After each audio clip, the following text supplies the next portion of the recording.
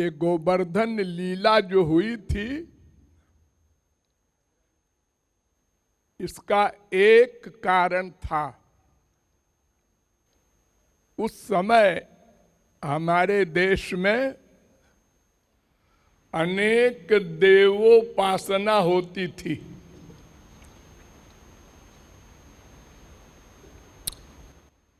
अनेक देवी देवताओं की पूजा होती थी और भगवान की शर्त है, मामेकम शरणं व्रज तमेव शरणं गच्छ। गीता। मामेकमेव शरणमात्मानं सर्वदेहिनां। भागवत। तमेव विदित्वा रसग्वम हेवायम। वेद भी एक स्वर से सर्व ग्रंथ कह रहे हैं कि अनन्य भक्ति करनी होगी। अनन्य।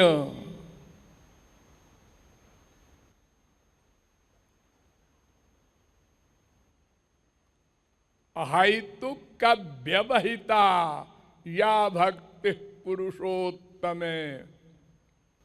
भगवान ने मां को उपदेश दिया था, कपिल ने। अनन्य।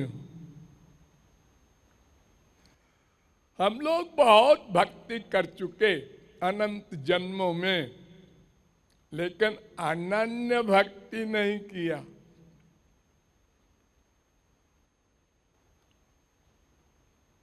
और तो और हमारे देश में जो राधा कृष्ण और सीताराम के मंदिरों में जाते हैं, वो मरे हुए मनुष्यों के कब्रिस्तान में भी जाते हैं। और ऐसी धारणा है कि वो मरा हुआ पुरुष हमारी इच्छाओं को पूरी कर देगा, जैसे भगवान इच्छाओं को पूरी कर देते हैं। यानी हम लोग ऐसी मक्खी हैं जो गंदी से गंदी जगहों में भी बैठती है और ठाकुर जी के ऊपर जो फूल चढ़ा होता है उस पर भी बैठती है। अनन्य नहीं। अनन्य माने होता है अन्य नहीं। और अन्य कौन है? मायाबद्ध।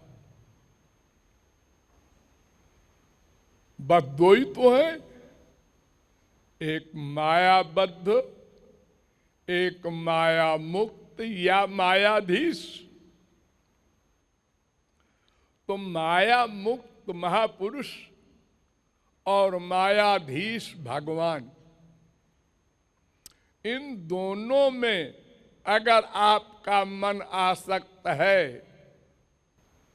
तो आप अनन्य हैं।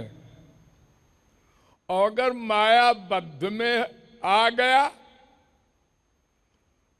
वो चाहे स्वर्गलोक का देवी देवता हो, चाहे नरलोक का हो, चाहे नरक का हो, तो फिर आप अनन्य नहीं रहे।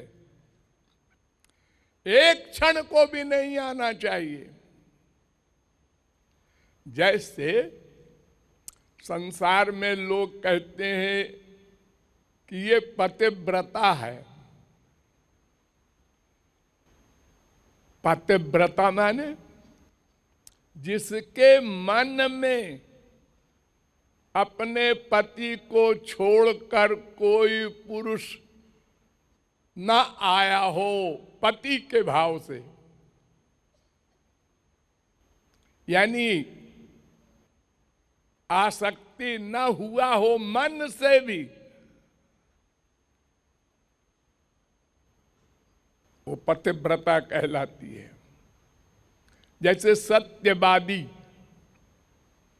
जिसने कभी मन से भी न सोचा हो झूठ बोलने का, मन से,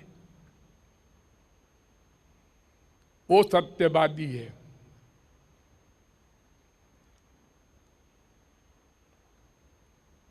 तो अनन्य भगवान की शर्त है, उसको प्रैक्टिकल रूप देने के लिए, उदाहरण प्रस्तुत करने के लिए ये गोवर्धन लीला हुई थी। सब बूढ़े ब्रजवासी पानी को जो बरसने को है उसको इंद्र की कृपा मानते थे। जो बरसात में पानी बरसता है और पूजन करते थे। अरे आज भी बहुत से लोग करते हैं। अगर 10-20 दिन पानी नहीं बरसा तो किसान लोग बड़े बड़े नाटक करते हैं। कोई अंड बंड जिसके जो मन में आए, वो किसी मूर्ख बाप ने कुछ चला दिया, बस चल रहा है, ऐसा करो तो पानी बरस जाएगा। लेकिन ये इंद्र वाली बात तो स्वर्गलोक की है।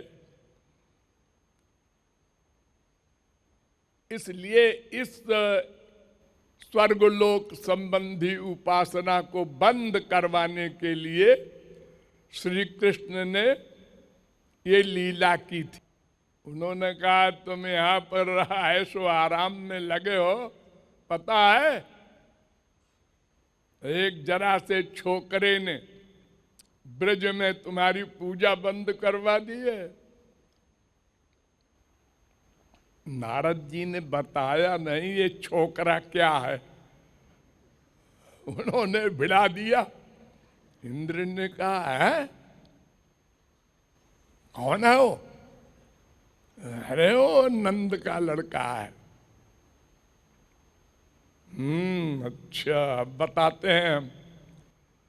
उसने ऑर्डर दिया अपने मेघों को, उसके यहाँ प्रलयकालीन मेघ रहते हैं। ये नहीं जैसे आप लोग पानी बरसता है, ऐसे बादल नहीं, मूसलाधार। मूसल होती है ना, इतना बड़ा मुंह होता है मूसल का, उस धार से पानी बरसाना। महाप्रलय में बरसता है वैसा पानी, जब सृष्टि समाप्त करना होता है। तो अब सांप गड़बड़ भाग रहे हैं चारों ओर। तो भगवान ने उस समय ये गोवर्धन पर्वत को उठाया था।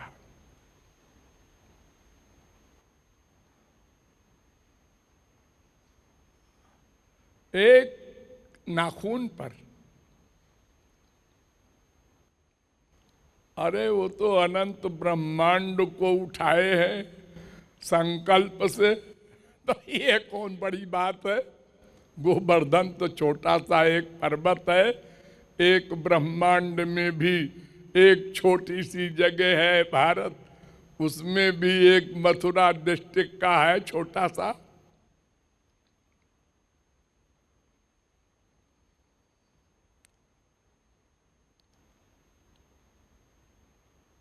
तो सारे ब्रजवासी उसी के नीचे खड़े हो गए थे। जब देखा इंद्र ने ये क्या हुआ, ये कैसे कर दिया इस लड़के ने, तब भगवान ने उसको ज्ञान कराया भीतर से ही, ये ऐसा वैसा नहीं है, तुम्हारा बाप है। तुमको अहंकार था ना, तो ऐरावत हाथी पर आया और उतर करके ठाकुर जी के चरणों में रोया गाया।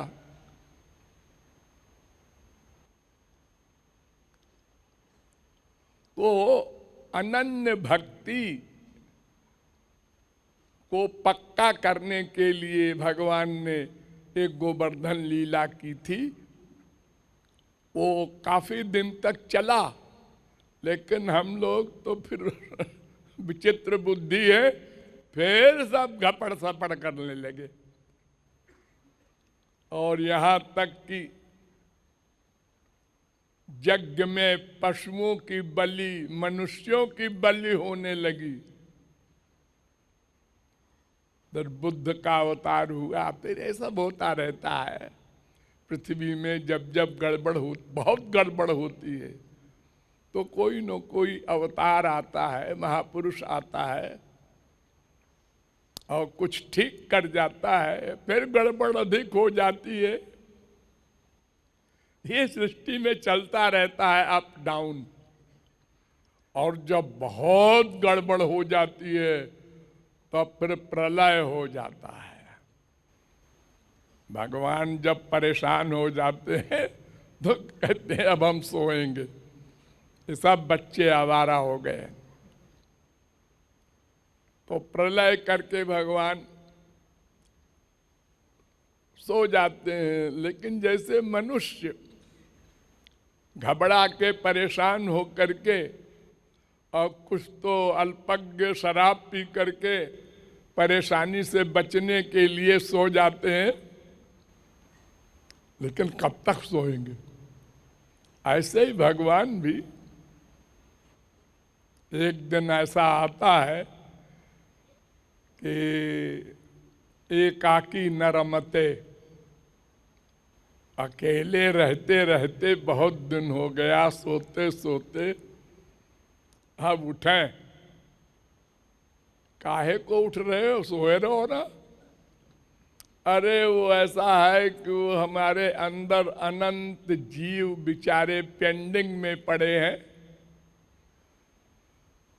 महाप्रलय के बाद जब हम लोग भगवान के महोदर में लीन होते हैं तो हमको कुछ करने का अधिकार नहीं होता। हमारी इंद्रियां भी नहीं होती, मन भी नहीं होता, बुद्धि भी नहीं होती, केवल पर्सनैलिटी रहती है। तो भगवान को दया आई और दया के कारण ये जानते हुए कि ये सब जीव फिर वैसे ही करने लगेंगे,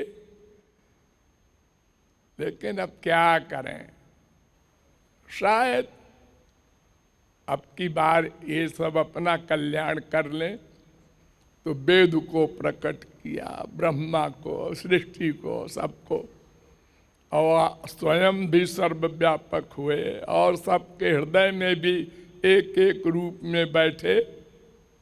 अपने बच्चों के लिए सब कुछ रियायतें की, लेकिन हम लोगों ने फिर सब बिगाड़ दिया और देवी देवताओं की पूजा शुरू कर दी अनन्यता के खिलाफ। तो फिर अवतार लेते हैं, फिर गोवर्धन उठाते हैं।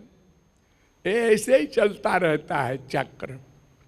इसलिए हम लोगों को अनन्यता का बहुत ध्यान रखना चाहिए। धन्यवाद। गिरिराज महाराज की जय।